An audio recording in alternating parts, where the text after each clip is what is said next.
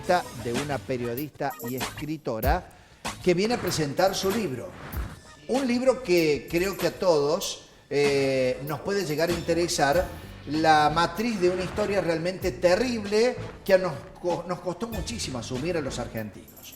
Un terrible atentado que ponía fin a la muerte de un grande como Facundo Cabral. Y nos preguntábamos todos cómo era esta historia de un hombre que siempre le había cantado la paz y moría en un atentado realmente absurdo, que ni siquiera creo que estaba dirigido a él. Ya nos los va a contar quien es autora de este libro, la señora Gabriela Llanos, que, dicho sea de paso, es hija de un hombre que ha dejado en la audiencia de Córdoba un recuerdo imborrable, porque era ni más ni menos que Percy Llanos. Pasó, por supuesto, por aquí, por los SRT y por Radio Universidad. Gabriela, bienvenida al programa. Buen día, ¿cómo estás? Buen día, la verdad es que es un placer enorme estar en un sitio que para mi familia importa tanto, ¿no? Sí. Radio Universidad de Córdoba marca la historia de mi padre, ¿no? Como hombre de radio, y la verdad es que estoy feliz de estar aquí, no puedo estar más contenta. Además, llevo toda la vida viviendo en Madrid, por eso este acento. Sí. Pero soy de Córdoba, de Talleres de Córdoba, pero no ofender a nadie. Sí, yo creo que ya se Venía ofendió muy bien, uno por allá, venía pero muy bueno. bien. De Talleres de Córdoba, totalmente. Y bueno, muy feliz de volver a casa después de tanto tiempo. Bueno, ya vamos a tener la oportunidad de recordar brevemente a tu padre, porque también nos queremos... Mira, los otros días casualmente con Aldo Lumbí estábamos hablando del paso de tu papá por Radio Universidad. Sí. Pero queríamos enfocarnos en primer término en este libro que han escrito, porque tu papá ha sido testigo de este brutal atentado. Sí, papá cuando deja la radio, cuando nos vamos de Argentina, funda una empresa que se llama Contemporánea Producción Artística y comienza a hacer giras y espectáculos con muchos artistas, pero con Facundo le unió una amistad de 40 años porque se conocieron cuando en Radio Universidad de Córdoba se hacía una cosa preciosa que se llamaban los recitales populares, donde traían grandes artistas y los acercaban a los estudiantes y a los obreros. Y cuando Facundo Cabral era el Indio Gasparino, o sea, hace muchísimos años. Pues pasan los años, hacen esta última gira, que era una gira muy amable, muy corta, que tenían que hacer por Centroamérica. Era una gira de 3 días, una función en Nicaragua, 2 en Guatemala. Era una función, 3 funciones, una gira cortita.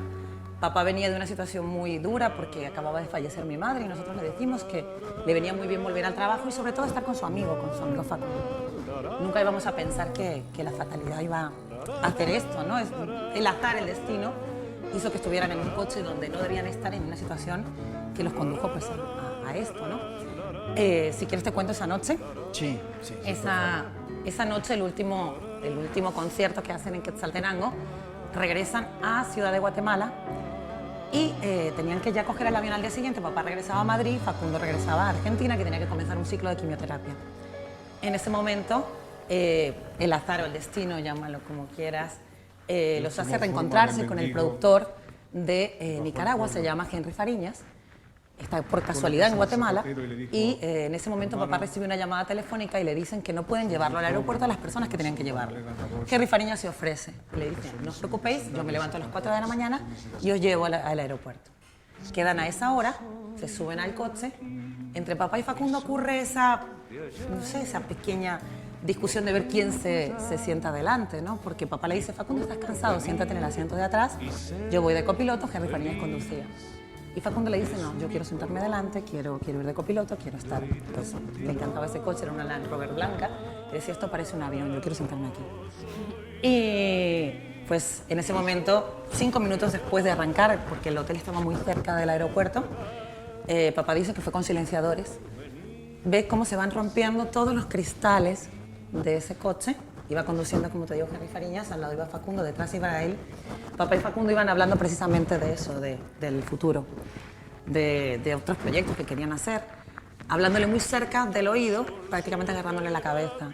Y en ese momento, cuando se empiezan a romper todos los cristales del coche, papá ve que Henry Fariñas, a quien iba dirigido el atentado, estaba prácticamente desventrado, prácticamente se echó hacia adelante, eso hizo que el coche diera la vuelta y chocaron contra un parque de bomberos.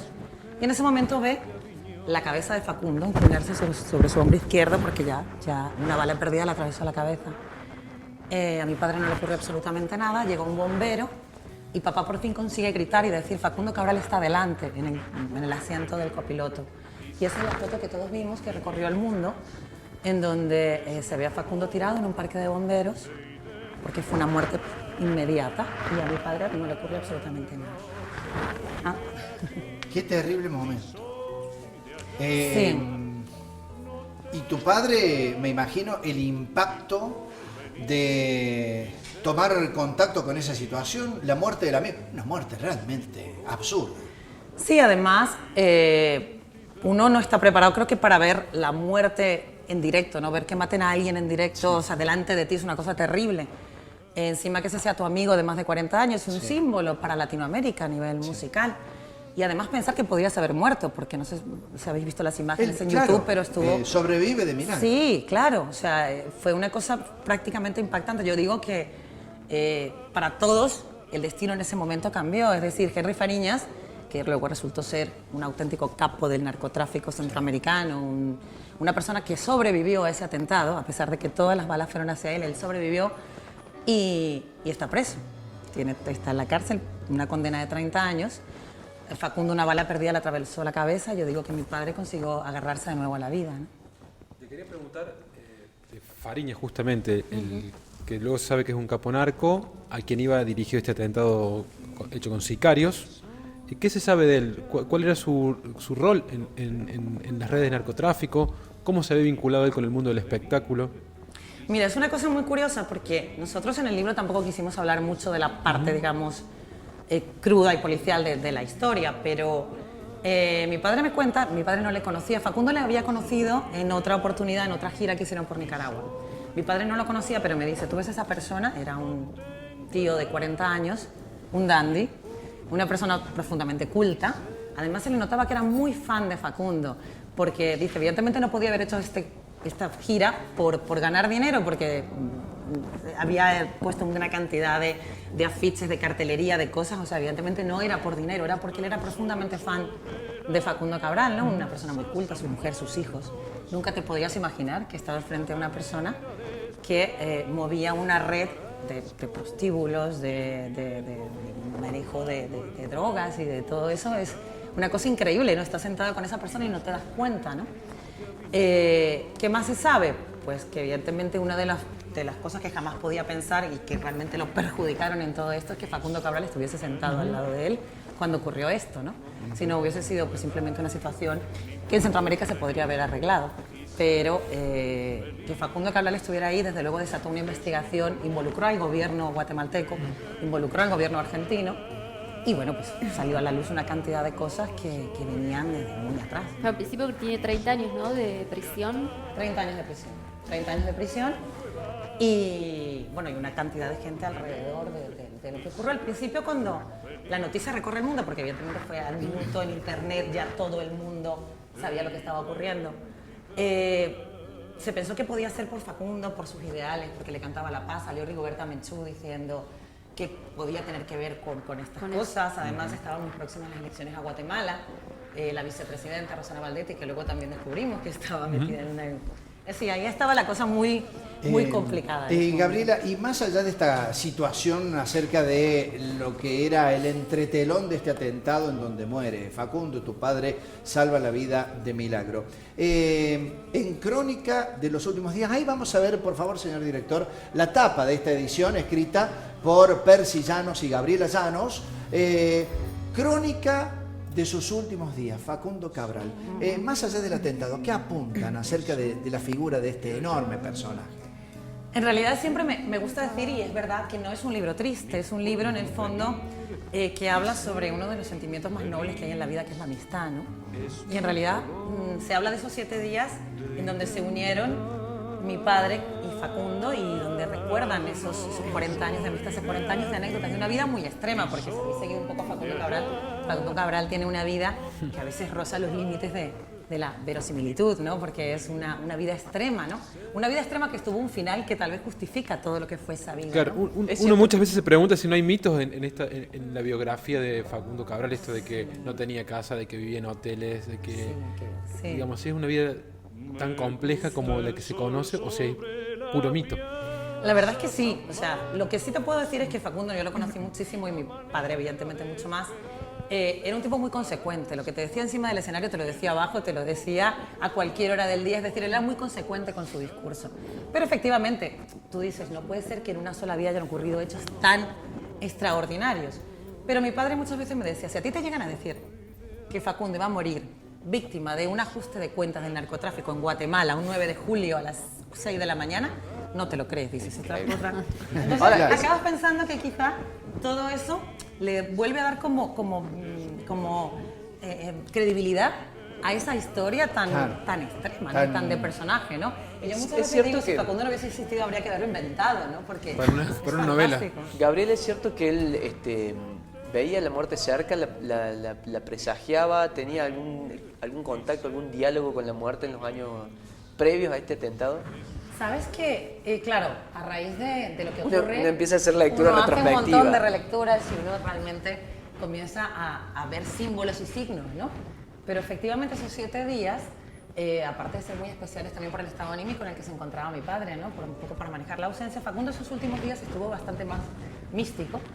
Facundo era un tío que siempre que hacía gira le gustaba estar del teatro a la prueba de sonido, de la prueba de sonido al hotel, y de repente que empezaba como a ver la naturaleza, a apreciar cosas, quería hacer turismo, hay un viaje muy bonito que es de Guatemala a Quetzaltenango, se pasa por el lago de los 7 colores, el lago Titlán, que es una maravilla, y siempre decía, vamos a pararnos y a dar gracias a Dios de todo esto, ¿no?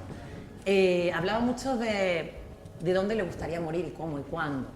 Le preguntaba mucho por eso, y de hecho hay un concierto, el último en Quetzaltenango, en donde él se despide. Directamente se puede ver en YouTube. Es increíble. Él dice, le doy gracias a todos ustedes que fueron mis compinches en la vida, porque lo que ocurra mañana solo Dios lo sabe. Y al día siguiente lo asesinaron. Bueno, una historia que no te podés perder, la verdad que a todos realmente nos conmueve profundamente, y vas a poder enterarte de todos los entretelones, inclusive acerca de estos últimos 7 días de este enorme personaje que fue Facundo Cabral, en el libro de Percy Llanos y Gabriela Llanos. Te queremos despedir, Gabriela, con una fotografía que hemos encontrado en el archivo de tu padre en sus años mozos, muy jovencito, cuando por supuesto era un gran personaje también él, de la comunicación, sí, seguido por todos y admirado por quienes pasan por aquí por el multimedio aún en la actualidad. Vamos a ver la fotografía, ahí lo tenés. Ay. Percy Llanos. Percy Llanos, sí. Un hombre todavía recordado aquí en la historia de la radiofonía cordobesa. Está bien, tu padre. Mi padre está muy bien, mi padre sigue teniendo esa voz del discotecario de la noche que lo hizo tan famoso aquí. Mi padre, como digo, muchas veces esta cercanía con encontrarse en una situación así lo agarró a la vida y sigue pues muy ilusionado, ¿no? con estar aquí, con seguir adelante y sobre todo con seguir contando. Muchas veces pensamos que este libro también es un tributo a toda la gente que quiso tanto a Facundo, que fue mucha, ¿no? Claro. Y bueno, como dicen, solo mientras haya alguien que me recuerde, estaré vivo, así que siempre intentamos que esto sea un eco, ¿no? Bueno, de lo que fue. Que siempre, mira, permanentemente, días atrás algunos colegas estaban allí viendo las fotografías que en el estudio mayor de Radio Universidad tenía Percy Llanos trabajando con algunos colegas de la época, un personaje realmente inolvidable. Gabriela, muchísimas gracias. Muchísimas gracias. Éxitos con el libro y gracias por estar aquí. Gracias. Muy bien, un placer. Ha pasado Gabriela Llanos, no te podés perder el libro acerca de la crónica de los últimos días de Facundo Cabral.